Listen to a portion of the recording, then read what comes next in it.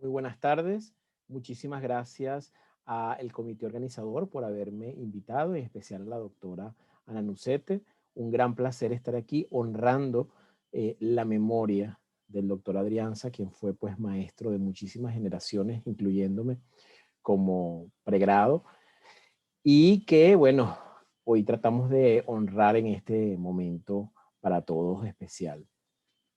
Vamos a hablar entonces, iniciando las conferencias de esta tarde, de la alergia alimentaria, cómo, cuándo y a quién hacer las pruebas. Entonces vamos a hacer un breve resumen de todo esto. Aquí mis conflictos de interés, ya lo nombraron anteriormente. Esto es lo que pasa lamentablemente con muchísimos pacientes que llegan a un sitio y no pueden comer absolutamente nada. Entonces, bueno, pues nada, tienen que pedir un taxi para poder irse porque lamentablemente no pueden estar en esos sitios. Y eso es muy frecuente que se presente, sobre todo en niños. Para comenzar, tenemos que decir que las alergias alimentarias son ampliamente sobrediagnosticadas e infradiagnosticadas. Hay a veces exceso de diagnóstico, sobre todo en algunos especialistas que no son del área de la alergología, y también muchas veces es despreciada o no diagnosticada, sobre todo por médicos generales. Pero tenemos la suficiente evidencia y conocimientos para entender la fisiopatología y las presentaciones clínicas de la alergia. Sin embargo, no todos los pacientes se comportan igual y esto es fundamental que tenemos que entenderlo. Y sobre todo esto, los test y pruebas de alergia no diagnostican alergias. El médico es el que diagnostica. Los test y las pruebas son de ayuda para confirmar lo que nosotros estamos sospechando. Para comenzar, debemos decir que la alergia alimentaria es la respuesta exagerada del sistema inmunológico ante la exposición a proteínas que están presentes en un alimento al que se ha sensibilizado mediante un contacto previo a ese paciente.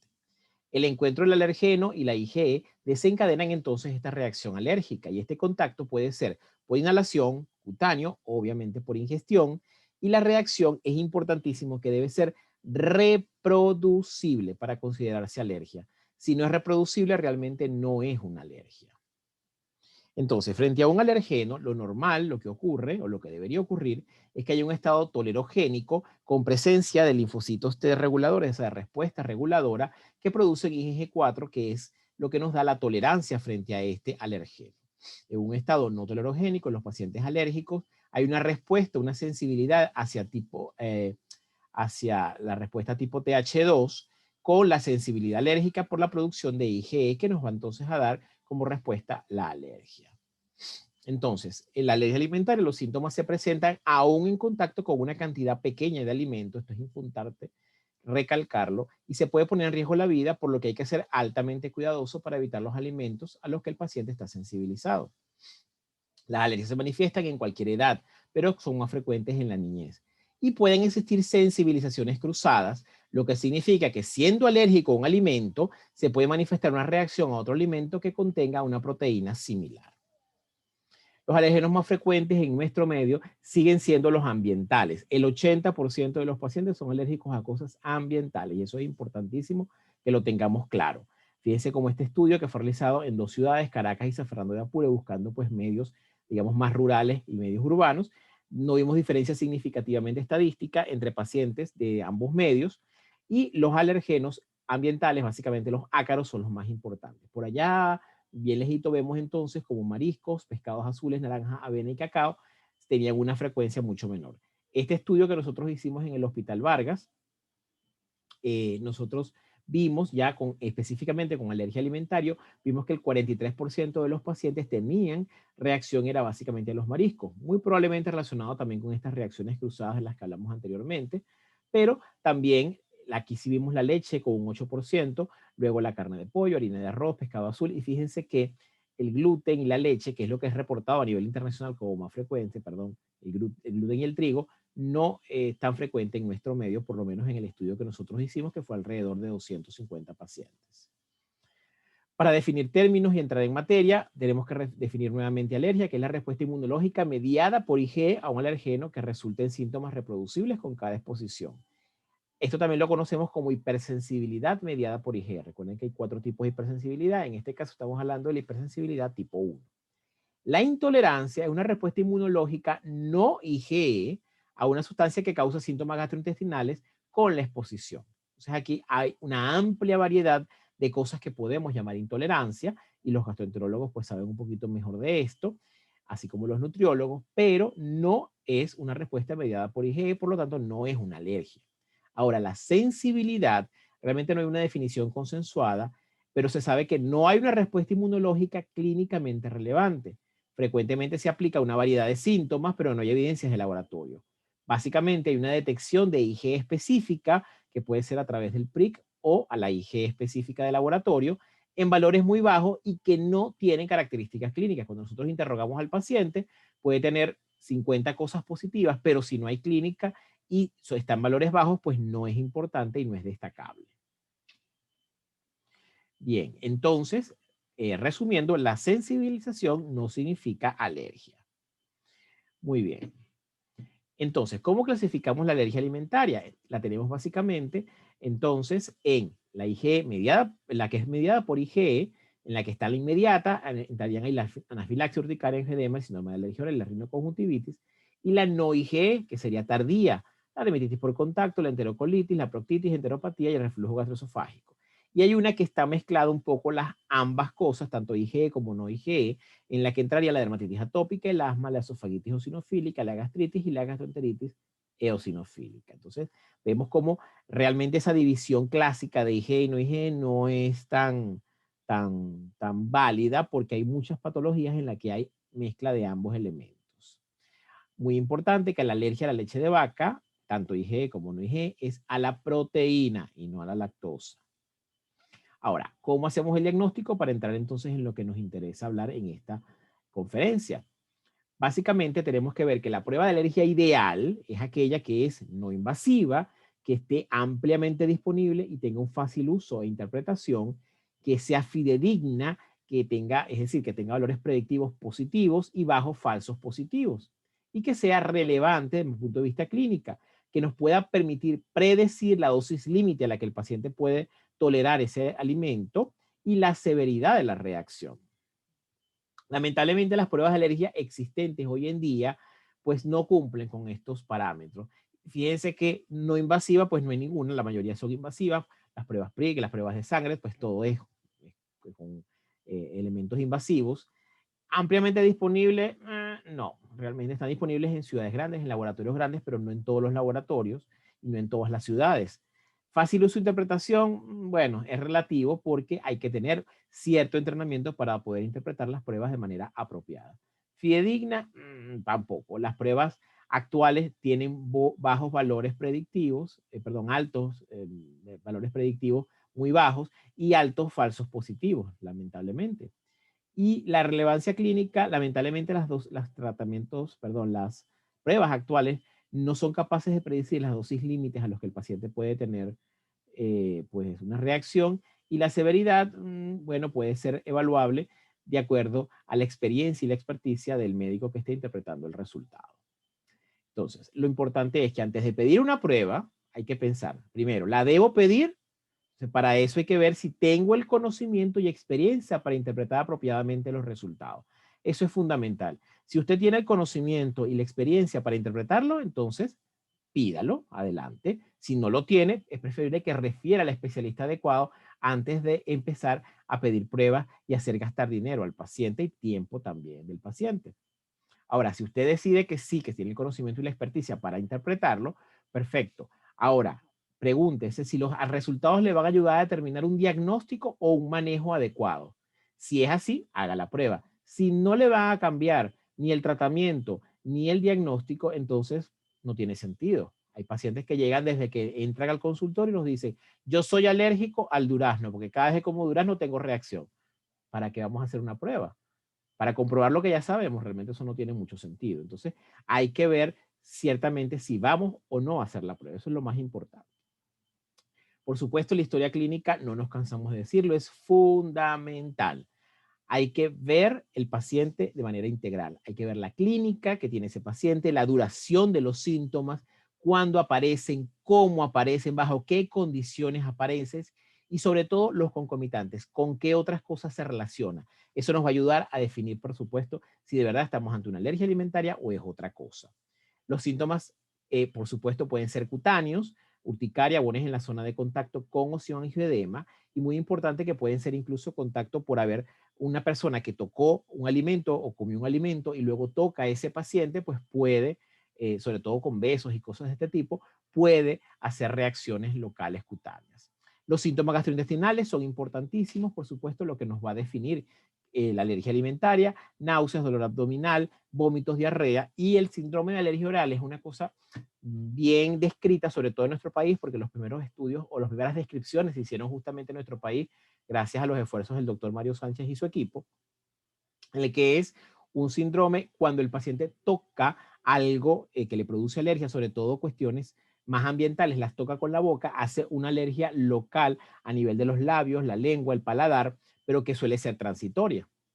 Los síntomas respiratorios no hay que despreciarlos porque si bien estamos ante una alergia alimentaria, que se supone que los síntomas intestinales son los más importantes, la parte respiratoria es fundamental porque puede presentarse de manera concomitante. Hiperactividad bronquial, síntomas conjuntivales o anafilaxia están presentes en estos pacientes. Ahora, hay que pensar en el sistema gastrointestinal.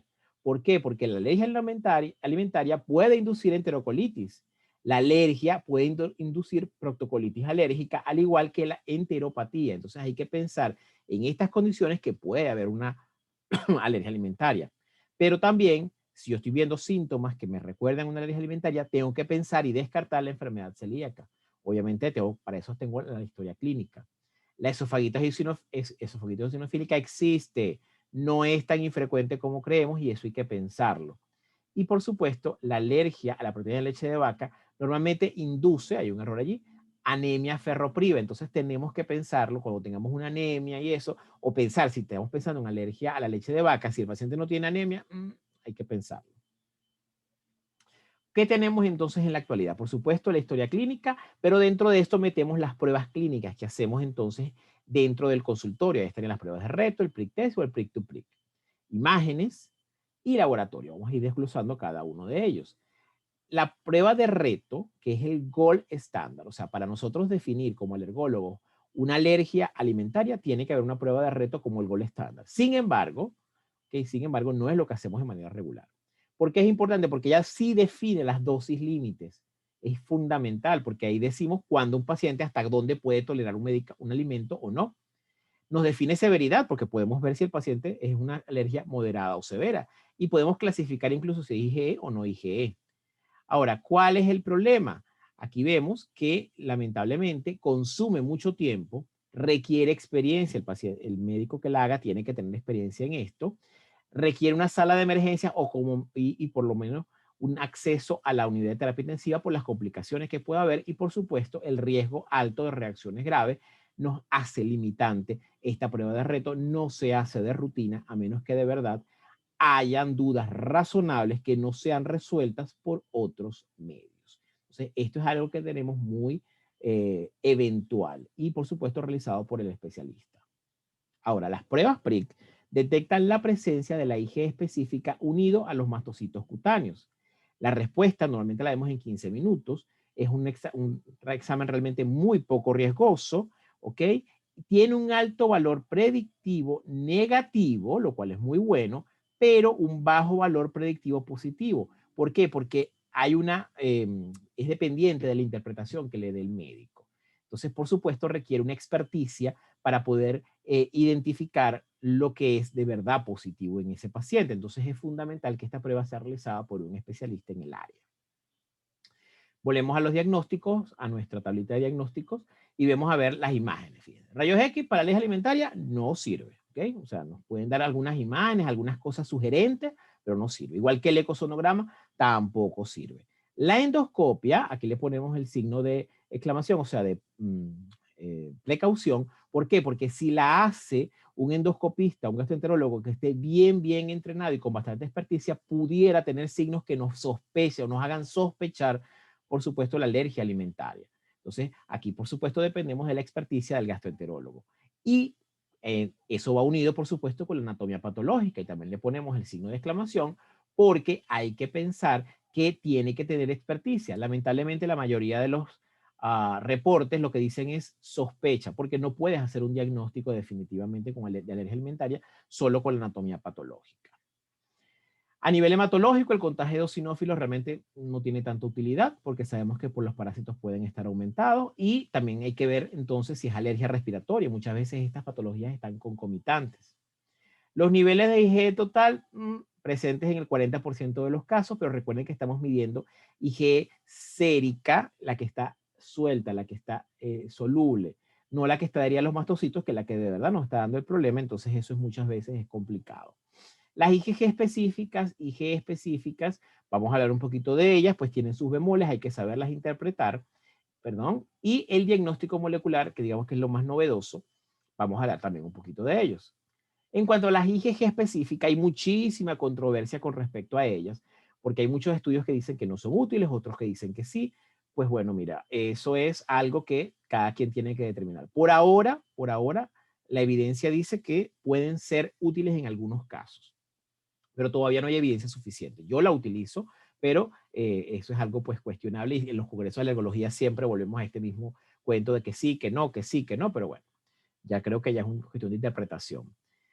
Se asocia a síntomas gastrointestinales tardíos, o sea, no son síntomas inmediatos, porque eso en todo caso sería alergia, alergia clásica que es mediada por IgE, y la interpretación adecuada es fundamental. Tiene que ser interpretada por quien sabe hacerla, por quien sabe, quien la pidió, tiene que saber qué es lo que está pidiendo.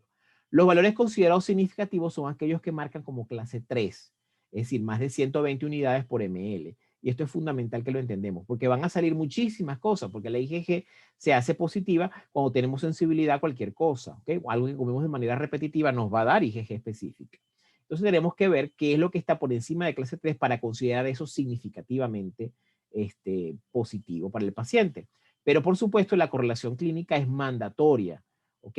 Si no hay una correlación clínica, es decir, si el paciente puede tener IgG en clase 20, pero si clínicamente el paciente no tiene reacción, entonces no lo vamos a pensar.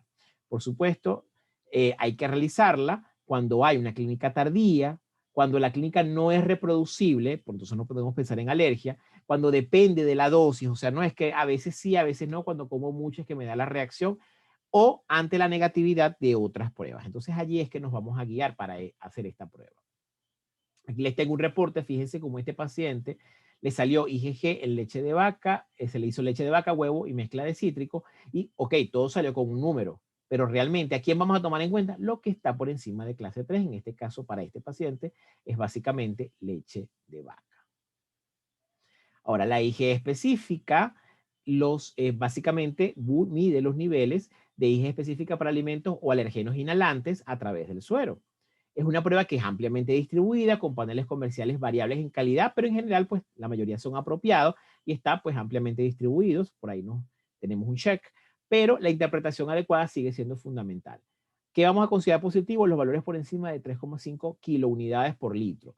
Eso es lo que llamamos sensibilidad importante o predictivo, con todas las comillas que ustedes quieran, de alergia. Lo mismo, clase 3 es lo que vamos a llamar predictivo. Pero por supuesto, lo que reporta es sensibilidad a ese alimento, no alergia. ¿Okay? La alergia la vamos a definir nosotros en base a qué? A la clínica, que debe prevalecer en todo momento en este paciente. Aquí tengo este reporte, por ejemplo, fíjense cómo el paciente tenía clase 1 para gamba langostinos, clase 2 para maní, clase 2, perdón, para leche de vaca y también clase 1 para naranja. Ahora, clínicamente no era importante y adicionalmente son por debajo de clase 3. ¿Qué era importante en este paciente? Fíjense aquí, tenía clase 5 para ácaros, para blomia, que es otro tipo de ácaros, y para perro. ¿Qué es lo que vamos a interpretar? Que el paciente es alérgico a ácaros y a perro, ¿ok? Y tiene una sensibilidad para el maní, para la leche y para los langostinos, las gambas, o sea, para los mariscos, pero no es alérgico. Entonces hay que interpretarlo de manera correcta. Por supuesto, recordar que hay reacciones cruzadas.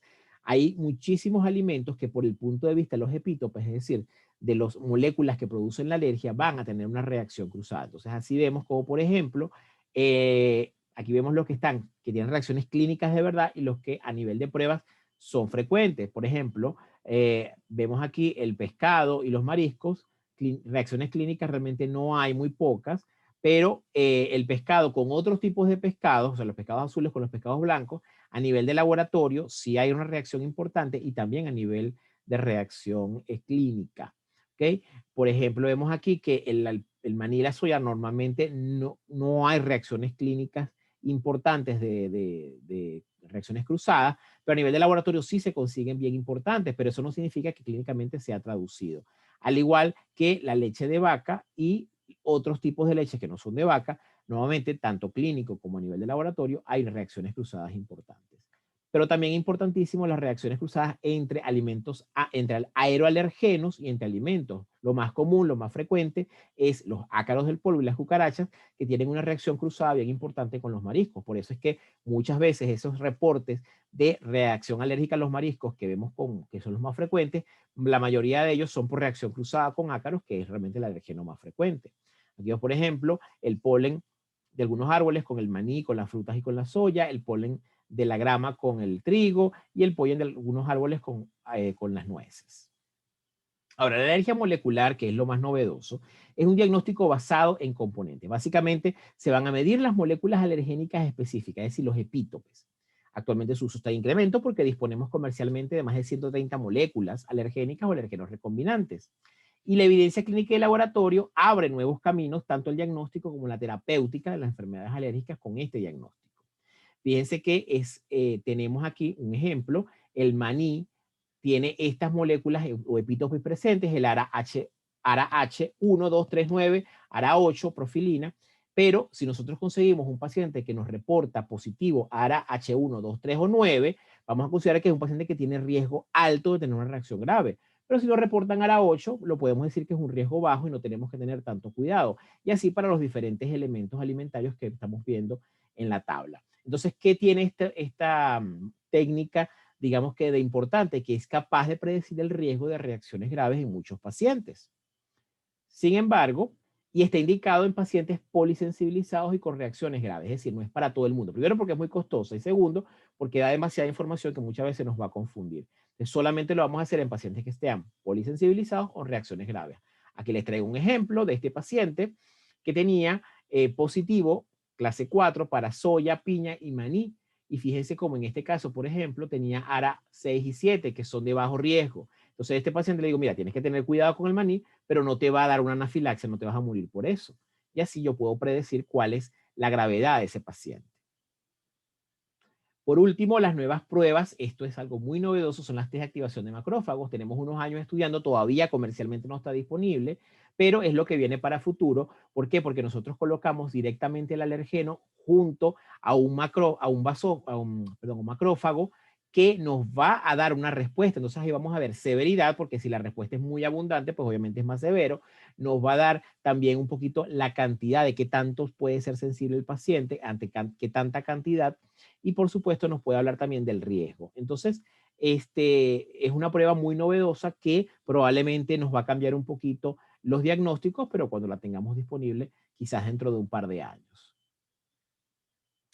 Para finalizar y recordarles, la alergia alimentaria entonces es la respuesta exagerada del sistema inmunológico ante la exposición a proteínas presentes en un alimento. Si bien los síntomas se presentan o en contacto con una cantidad pequeña de alimento, pueden poner en riesgo la vida. Cuidado, porque la sensibilización es la detección de IgE a través de prick test o IgE específica en valores bajos y sin características clínicas. Por supuesto, pueden existir reacciones cruzadas, que ya los describimos, y hay una amplia variedad de condiciones causadas por ingestión de alimentos que pueden tener una clínica similar. Entonces, no todo es alergia alimentaria, hay que pensar en otras cosas. Ahora, para saber eso, los detalles son importantes. Entonces, la historia realmente es la prueba diagnóstica fundamental. Los test disponibles en la actualidad realmente no diagnostican alergia alimentaria, sino que apoyan el juicio clínico del médico. ¿Ok? Por tanto, la interpretación debe ser realizada en base a la experiencia y el entrenamiento. Si usted no se considera calificado, por favor, refiera al paciente. Para eso somos un equipo. ¿Okay? El equipo tiene que trabajar en conjunto para lograr el mejor diagnóstico y, por supuesto, tratamiento para ese paciente. Para finalizar, los invito a seguirnos en las redes y los demás medios de la Sociedad Venezolana de Alergias e Inmunología. Ahí tenemos muchísima información al respecto. Tenemos justamente disponible algunas de las conferencias del Congreso que lo tuvimos recientemente la semana pasada, y hay unas conferencias de alergia alimentaria bien interesantes, por entonces les invito a que se unan allí en el canal de YouTube para que puedan ver estas conferencias. Y por supuesto, invitarlos a los próximos congresos que tenemos por allí, el Congreso de la Sociedad Venezolana de Pediatría y Puericultura, de 23 a 25 de septiembre, donde estaremos también hablando de alergias generales en el simposio de inmunología, y en el Congreso de la Academia Nacional de Medicina, del 15 al 18 de septiembre, donde también estaremos hablando de otros, en este caso de infertilidad voy a hablar, pero también del punto de vista inmunológico. Entonces los invitamos a que participen en estos congresos que son virtuales y muchos de ellos van a tener unos precios realmente muy accesibles o incluso gratuitos para todos los médicos que quieran entrar. ¿Okay? Muchísimas gracias nuevamente por su atención. Aquí les dejo mis redes sociales donde también estoy colocando información. Nuevamente felicitaciones a los organizadores. Un abrazo enorme para ti, Anita, y para todos los colegas de Maracaibo y del estado Zulia. De verdad, me encantaría estar allá. Pronto espero que ya que se reanudaron los vuelos, ir a acompañarlos. Un abrazo muy fuerte y que tengan muy buenas tardes.